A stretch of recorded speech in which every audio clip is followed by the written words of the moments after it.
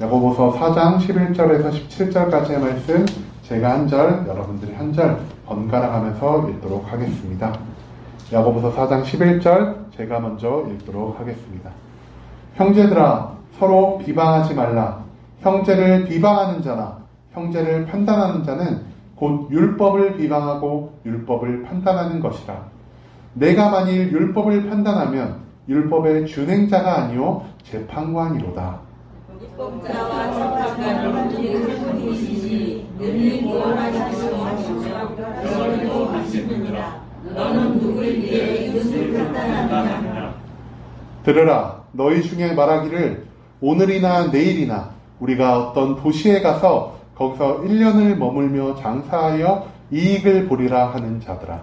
내일을 너희가 알지 못하는구나. 너희 생명이 무엇이냐. 너희는 잠깐 보이다가 없어지는 안개니라. 너희가 도리어 말하기를 주의 뜻이면 우리가 살기도 하고 이것이나 저것을 하리라 할 것이오늘. 그대로 너희가 억하는 자를 하니 그러한 자라는 다 악한 것이라. 그러므로 사람이 선을 행할 줄 알고도 행하지 아니하면 죄니라. 아멘. 오늘은 다스리는 자 대 다스림을 받는 자라는 제목으로 우리가 말씀을 한번 나눠보고자 합니다. 여러분, 오늘이 무슨 날이죠? 명절. 주일이기도 하지만 오늘 우리는 우리 전통 구정이죠. 설날을 맞이했습니다. 설날에 우리들이 예전에는 민족 대이동이라 그래가지고 많은 사람들이 이제 본가로 찾아갑니다. 본가를 찾아가면은 제가 어렸을 때 제일 생각이 많이 나는 게 뭐냐면은 설날이 되면 항상 기뻤습니다. 왜냐면은 세뱃돈을 받을 수 있었거든요. 어렸을 때는.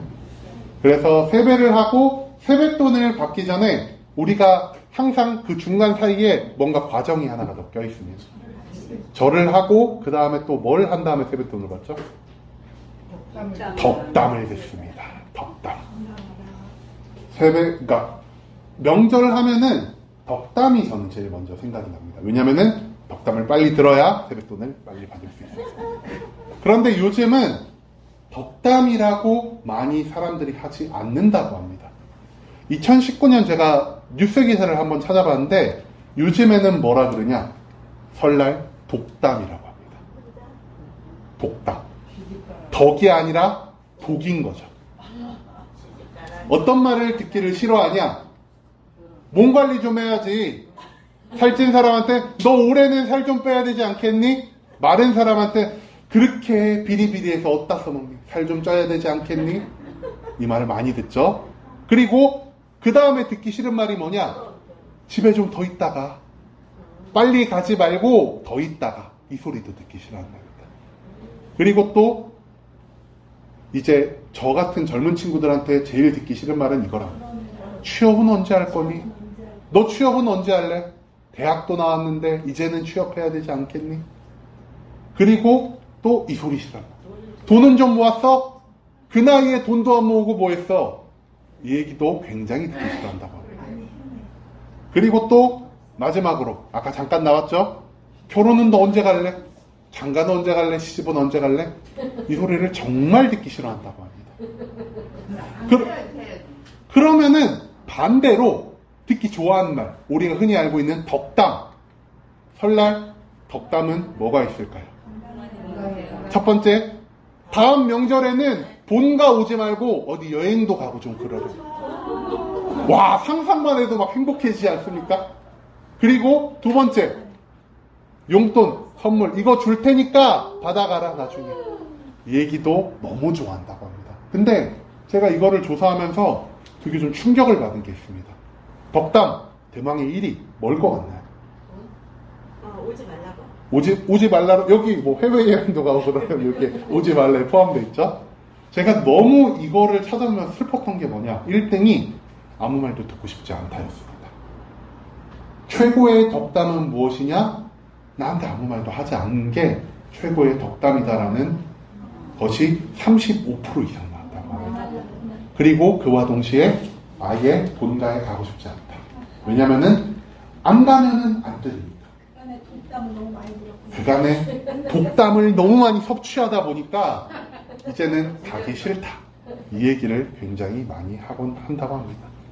그러니까 설날이라서 저희가 말씀 전에 간단하게 이렇게 설날 덕담 그리고 독담에 대해서 잠깐 알아봤는데 제가 이 얘기를 왜 했는지는 오늘 설교 마지막 부분에 다시 한번 말씀드리도록 하겠습니다.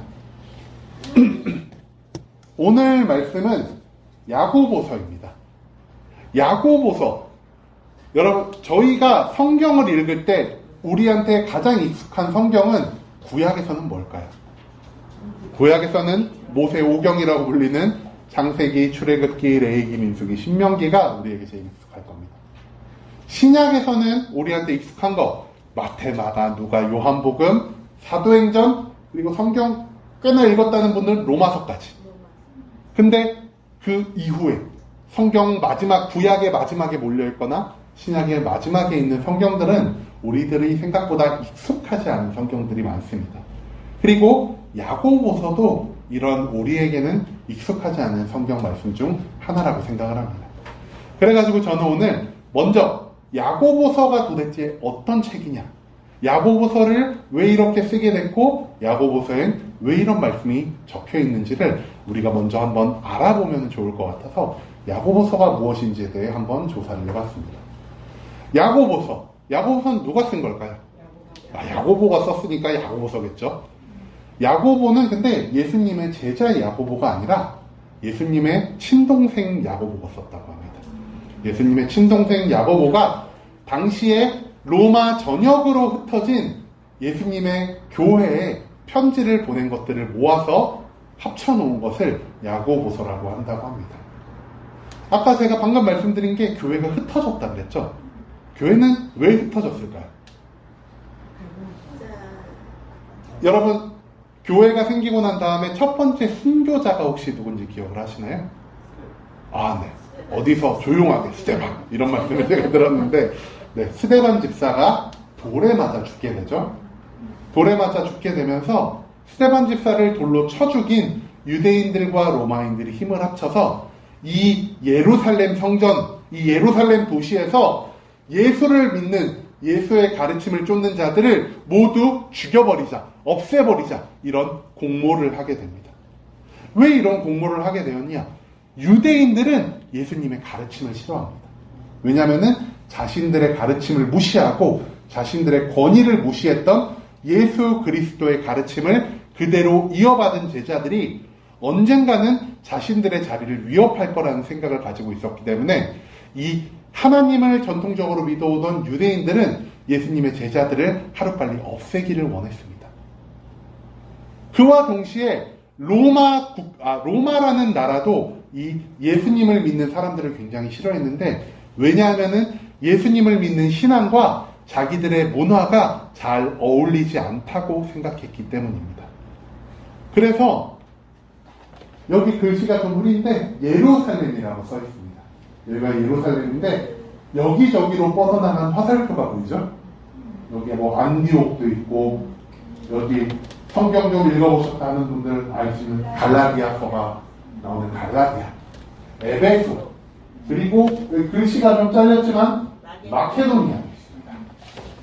이렇게 수많은 곳으로 예루살렘에만 거주하던 이 그리스도인들이 온 세상으로 흩어지게 됩니다.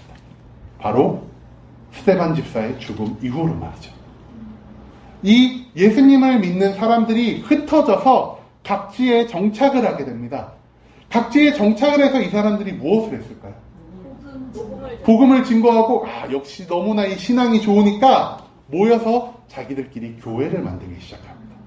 그래서 안디옥 교회도 생기고 에베소 교회도 생기고 고린도 교회도 생기고 여러 곳에 너무나 많은 교회가 생기기 시작합니다. 예전에는 예루살렘 안에 있을 때는 예루살렘 교회 하나밖에 없었지만 이 사람들이 핍박받아 전 세계로 흩어지기 시작하니까 수많은 교회가 생기기 시작했다는 것입니다. 얼마나 복된 현상입니까? 얼마나 아름다운 모습입니까? 하지만 이렇게 교회가 많이 생기는 거에 따라서 문제점도 같이 발생했다고 합니다. 이 중에 가장 큰 문제가 뭐였을까요? 바로 성도들끼리 교회 안에서 분쟁이 시작된다는 것이었습니다. 누구와 누구가 싸웠을까요? 바로 돈이 많았던 그리스도인과 가난했던 그리스도인들이 분쟁을 일으키기 시작했다고 합니다. 정확히 말하면은 부유했던 그리스도인들이 가난하고 못 살고, 그리고 자기의 가난한 사람들은 일을 더 오래 해야 되죠. 그러다 보니까 그 사람들이 교회 모임에 조금 더 늦게 참석하거나 부자들보다 덜 참석하는 일이 많이 발생했다고 합니다. 그래서 부자였던 그리스도인들이 가난해서 예배에 잘 참석을 못하거나 늦게 참석을 하거나 아니면은 헌금을 하거나 뭘 내야 되는데 많이 못 내는 그런 사람들을 일방적으로 공격하는 일들이 굉장히 많이 벌어졌다고 합니다. 이것은 도저히 상상할 수 없는 일 중 하나였습니다. 왜냐하면은 초대교회를 살펴봤을 때 초대교회는 성령을 받은 사람들이 오히려 자기가 가진 것을 내놓고 가난한 자들을 도와주면서 그들이 한마음 한뜻으로 하나님의 영광을 위해 일했기 때문에 이런 일이 발생할 거라고는 상상도 못했겠지만, 교회가 흩어지기 시작하고 그 흩어진 교회의 수만큼 예수님의 제자는 몇 명이었죠? 12명밖에 되지 않죠.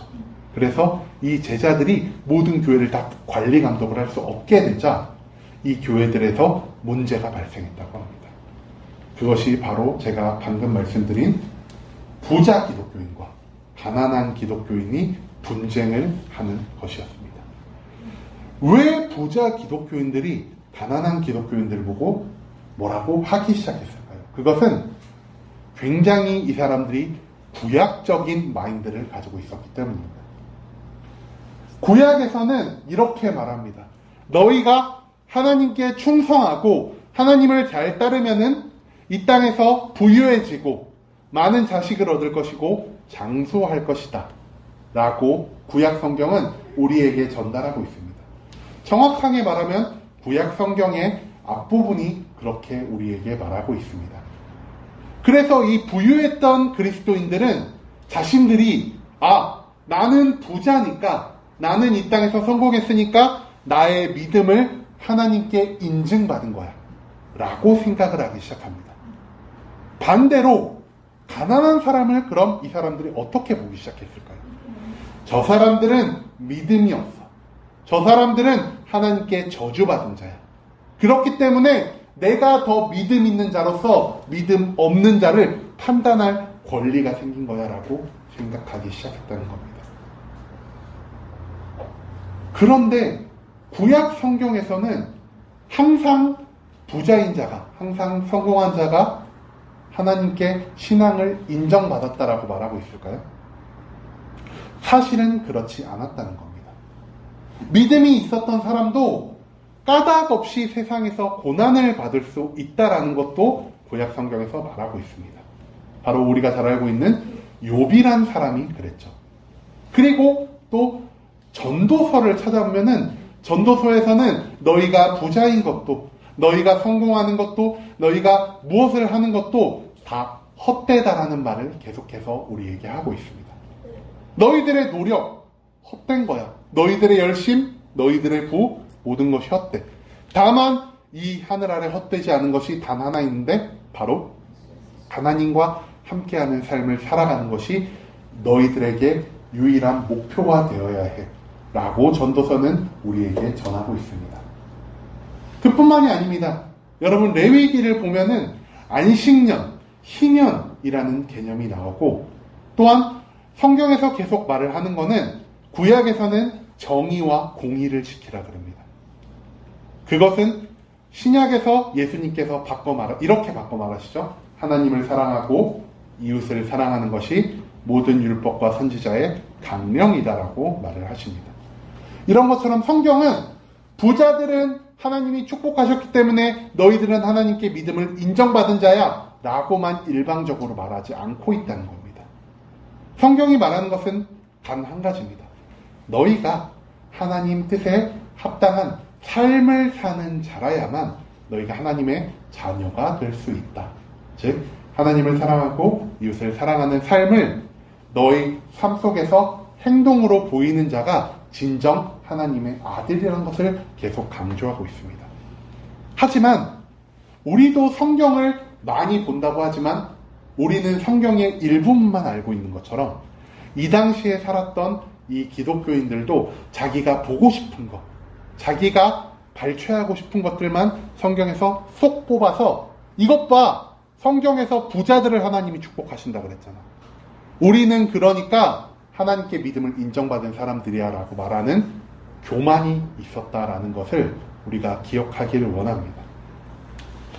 이런 사람들이 계속 이렇게 살기 시작하자 계속 부자인 그리스도인이 가난한 그리스도인들을 신앙이 없다. 그리고 너 더 열심을 내서 믿어라. 이런 식으로 계속해서 공격하며 교회에 분쟁이 발생하게 되자 예수님의 동생 야고보가 이 소식을 전해 듣게 됩니다.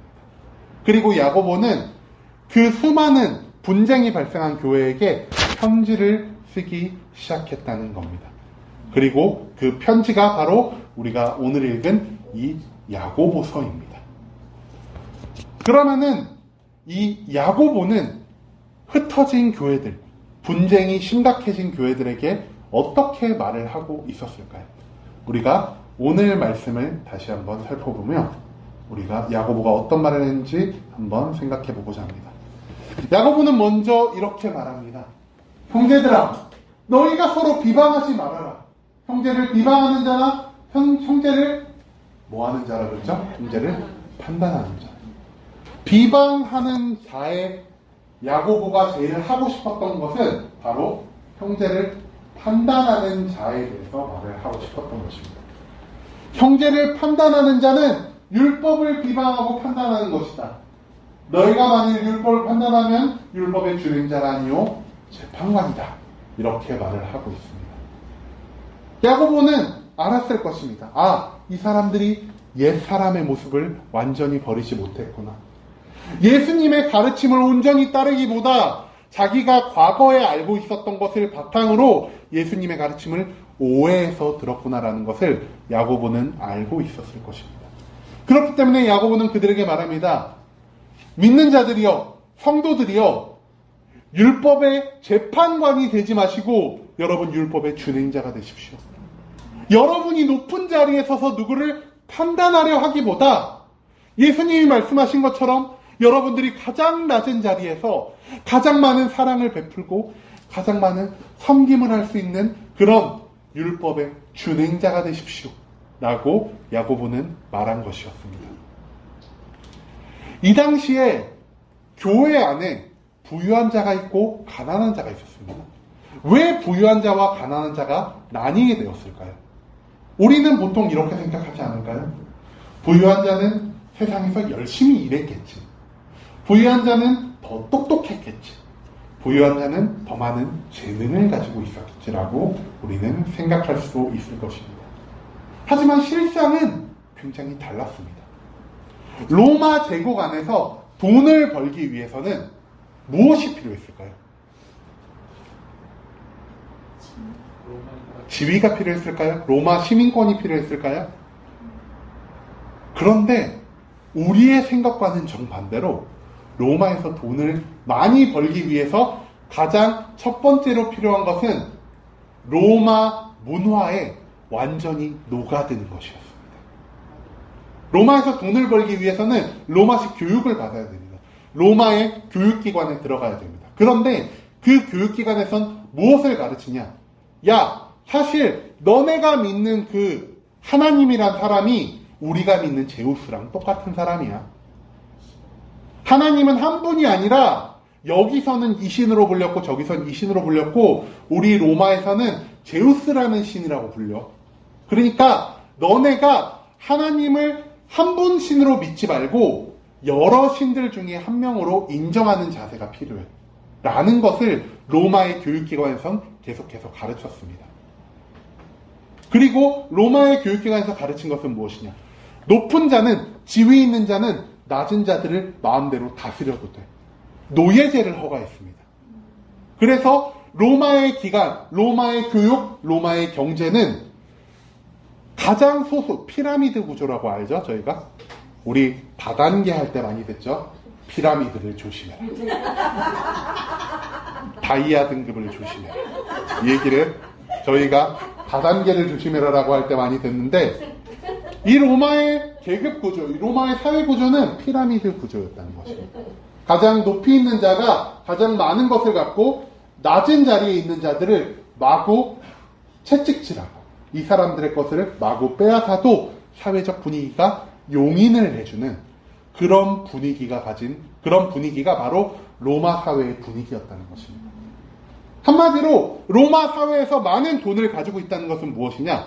내가 아래 사람들을 마구마구 쥐어짜가지고 그 사람들의 노동력을 강제로 찬탈했다는 뜻이 됩니다.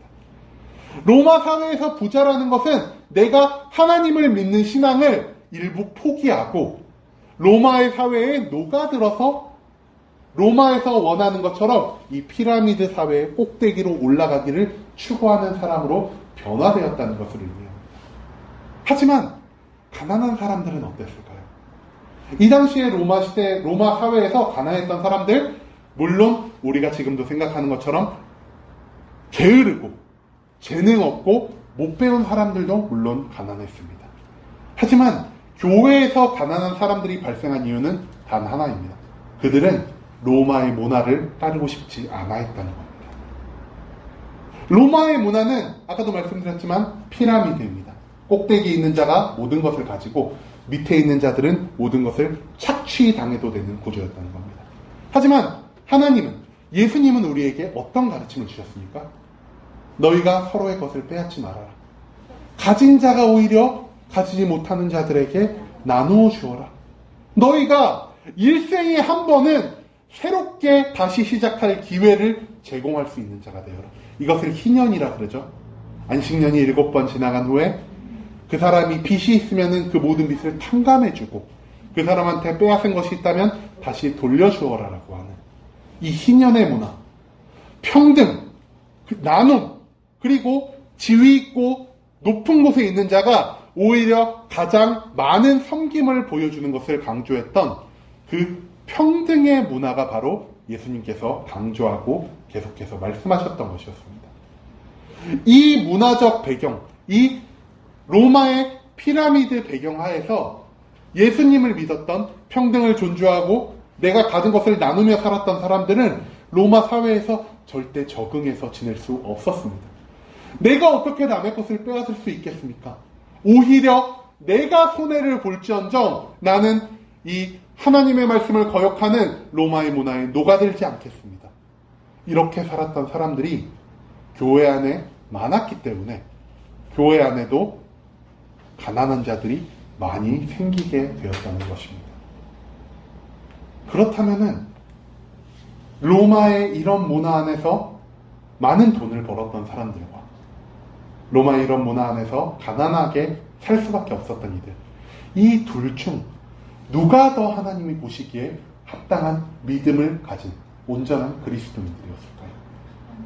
바로 하나님의 뜻을 일부 포기하고 로마의 문화에 섞여서 밑에 사람들을 쥐어짜며 돈을 벌었던 부자들보다는 로마의 문화에 적응하지 않고 나는 하나님만이 유일신이야. 그리고 하나님의 말씀대로 내가 가진 것을 나누며 밑에 사람들을 착취하지 않고 살아갈 거야 라고 말하는 가난한 사람들이야말로 오히려 하나님 보시기에 합당한 믿음을 가진 사람들이었을 것입니다. 그렇기 때문에 그 모든 것을 알았던 예수님의 동생 야고보는 이렇게 말합니다.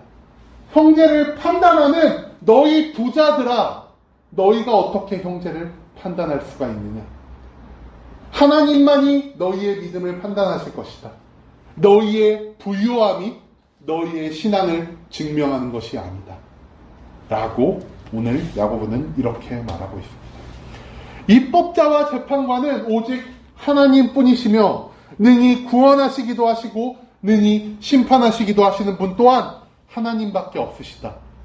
너는 누구이기에 너의 이웃을 판단하느냐? 야고보는 스스로 신앙이 좋다고 생각하는 이 거짓 그리스도인들, 세상에 녹아들어 밑에 사람들을 착취하고 피라미드 꼭대기로 올라가기 위해 발버둥 쳤던, 그리고 그 부유함을 통해 자기가 믿음을 증명했다, 하나님이 나의 신앙을 인정해 주셨다라고 생각하는 이 거짓 그리스도인들에게 이렇게 말을 하고 있다는 것입니다. 너는 누구이기에 너희의 이웃을 판단하느냐라고 말이죠.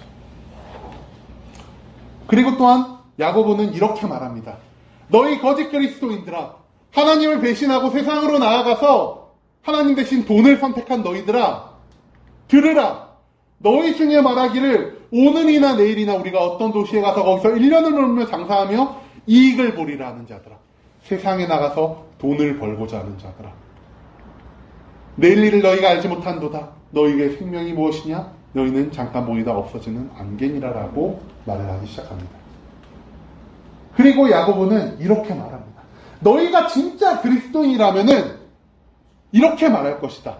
하나님이 우리에게 말씀하시면은 우리가 살기도 하고 우리가 죽기도 할 것이고 우리가 하나님의 뜻대로 이것도 하고 저것도 할 것이다. 이런 말을 너희가 오히려 해야 되지 않느냐.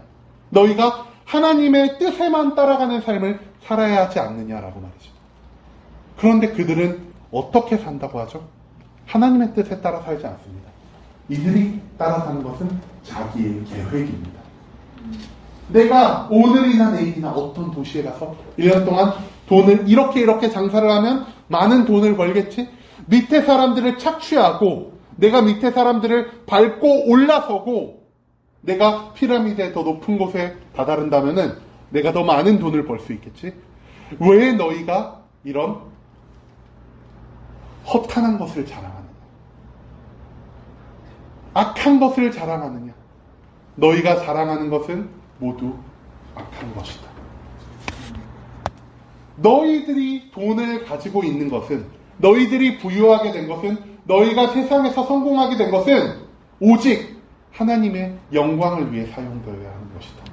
바로 주의 뜻이면 우리가 이것도 할 것이고 저것도 할 것이다 라고 말한 것처럼 너희가 가진 것들은 너희의 능력이 일궈낸 것이 아니라 너희가 로마 세상에 얼마나 적응을 잘했기 때문에 너희가 이것을 얻어낸 것이 아니라 하나님께서 너희에게 필요한 것, 너희가 이런 것을 했으면 좋겠다라고 생각하기에 너희에게 맡겨주신 것으로 생각하라는 겁니다. 너희가 그 돈을 가지고 너희의 신앙으로 남을 판단하기 위해 사용하는 것이 아니라 너희가 가진 것을 통해 하나님의 영광을 돌리라라고 야고보는 이렇게 말하고 있다는 것입니다. 여러분들, 저는 이것을 보면서 이렇게 느꼈습니다. 어쩜 이 당시에 이 문화가 오늘날 우리 교회에도 너무나 똑같이 들어와 있구나. 여러분, 저 예전에는 간증을 굉장히 즐겁게 들었습니다. 간증만 들으면은 야, 나도 성공하겠지? 간증이 어떻죠? 예수님께서 내가 옛날에 이렇게 살았지만 예수님을 믿었는데 갑자기 성공했습니다. 많은 돈을 벌었습니다.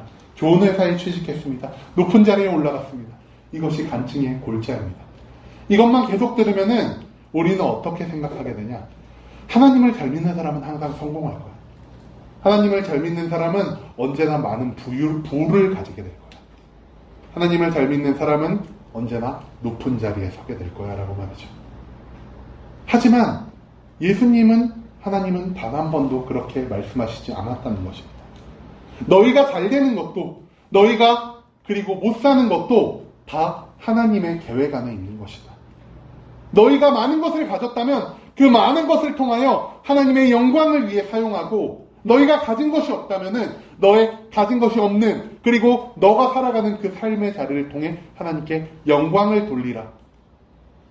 너가 가진 것이 많을 때나 가진 것이 적을 때나, 너희가 강할 때나 너희가 약할 때나, 너희가 높을 때나 너희가 낮을 때나, 너희의 모든 삶을 통해 하나님이 말씀하신 하나님을 사랑하고 이웃을 사랑하는 삶을 통해 보이는 자라야만 너희가 하나님의 자녀로 불림을 받을 것이다. 하나님이 말씀하시고 예수님이 우리에게 가르쳐 주신 것은 바로 이 가르침이라는 사실을 우리가 항상 기억하기를 원합니다. 잠깐 이제 다시 처음에 우리가 어떤 얘기를 했죠? 덕담과 독담 얘기를 했죠. 요즘 세대는 굉장히 많은 것이 변하고 있습니다. 그리고 요즘 세대를 한마디로 요약하면은 어느 때보다 자랑하기를 좋아하고 어느 때보다 남 위에 서기를 좋아하는 세대라고 말할 수 있을 것입니다. 세대가 이렇게 변화하다 보니까 요즘 들어 굉장히 유행하는 말이 하나 있습니다. 남녀노소 불문하고 많은 사람들이 이 단어를 사용하기 시작합니다. 어떤 단어를 사용하기 시작할까요? 너 꼰대야? 이 얘기를 굉장히 많이 사용하기 시작합니다. 근데 옛날에 꼰대라 그러면 우리가 어떤 게 생각나죠? 고리타분하고 그 양반 딱 한복 입고 갓 쓰고 곰방대 물고 이런 거를 꼰대 같다라고 생각을 했는데 요즘은 10대들도 10대들한테 너 꼰대야? 라고 한다는 겁니다.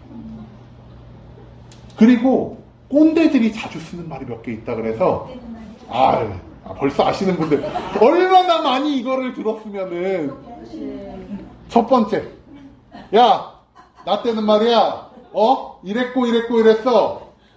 그리고 두 번째로 뭐가 있을까요? 야 나 잘되라고 하는 소리냐? 너 잘되라고 하는 소리야. 이 얘기도 꼰대들이 굉장히 많이 합니다. 그리고 또 꼭 하시는 말이 있다고 합니다.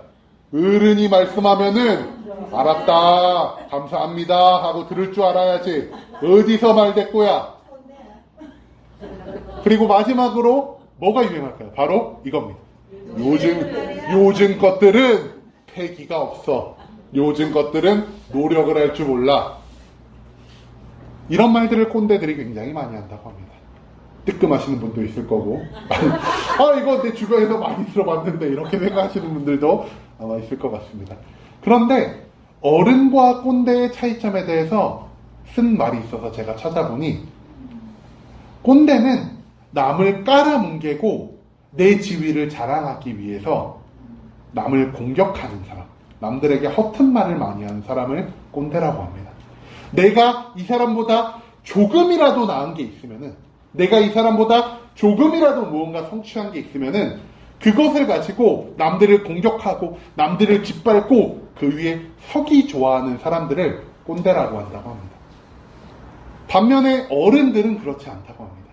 오히려 내가 조금이라도 남들보다 위에 서 있으면은 나의 자리까지 밑에 있는 사람들을 같이 끌어주기 위해서 그들을 격려하고 그들을 도와주고 그들을 위로하는 자가 어른이라는 말을 들었습니다. 야고보서의 이 교회에는 어른이 많았던 게 아니라 꼰대가 많았다라고 생각을 합니다.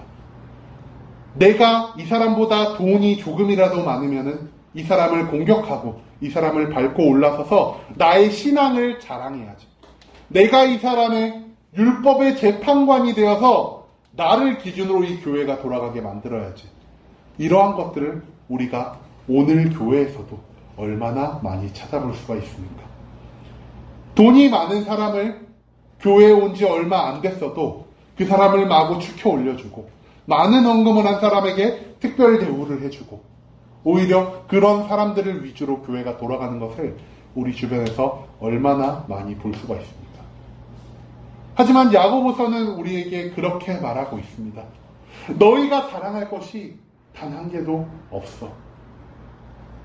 너희가 많은 부를 가진 것은 하나님께서 그것을 너희에게 맡기셨기 때문이지 너희가 뛰어난 능력을 가진 사람이었기 때문이 아니야 라는 것을 야고보서는 우리에게 오늘 말씀해주고 있습니다. 여러분들 설날에 많은 분들을 만날 것 같습니다.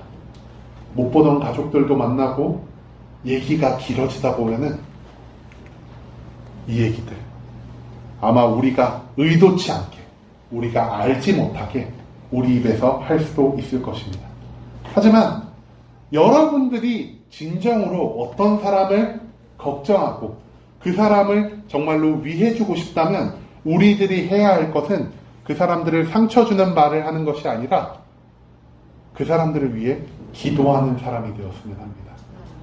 그 사람들의 성장을 위해, 그 사람들을 위로하실 하나님을 위해, 그 사람들에게 힘을 주시고 회복을 주실 하나님을 기대하며 우리가 진정 예수님을 믿는 성도들이라면은 그 사람들에게 나리선 말을 하기보다 그 사람들을 위로하는 기도를 하길 원합니다. 그리고 우리가 그 사람들을 위해서 충분히 기도했다면은 우리가 그 사람들에게 조언을 하고 충고를 하고 평가를 하고 판단을 하더라도 그러한 모든 말들이 오히려 그 사람들에게 복으로 돌아가게 될 줄을 믿습니다.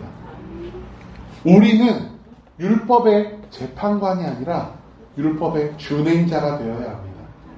우리가 남들보다 높은 위치에 있다고, 우리가 남들보다 한 살 더 먹었다고, 우리가 남들보다 조금의 부가 있다고 해서 내가 저 사람보다 신앙이 좋다라고 생각해 재판관의 위치에서 남들을 깔아보고 판단하고 상처 주는 것보다 예수님의 말씀에 온전히 따르는 율법의 준행자처럼 내가 남들보다 100원이 많다면 그 100원으로 100원이 필요한 자들을 도울 수 있는 자가 되고, 내가 남들보다 조금 더 높은 위치에 있다면은 아랫사람들을 조금 더 생각해주고 그 사람들을 품고 그 사람들을 위로하고 그 사람들을 격려하며 나아갈 수 있는 우리의 율법의 준행자가 되기를 원합니다. 우리는 한 사람을 판단하는 재판관이 아니라 하나님이 우리에게 주신 사랑을 바탕으로 이웃을 사랑해야 할 책무가 있는 율법의 준행자가 되어야 한다는 사실, 여러분들이 항상 기억하는 그런 성도님들이 되셨으면 합니다.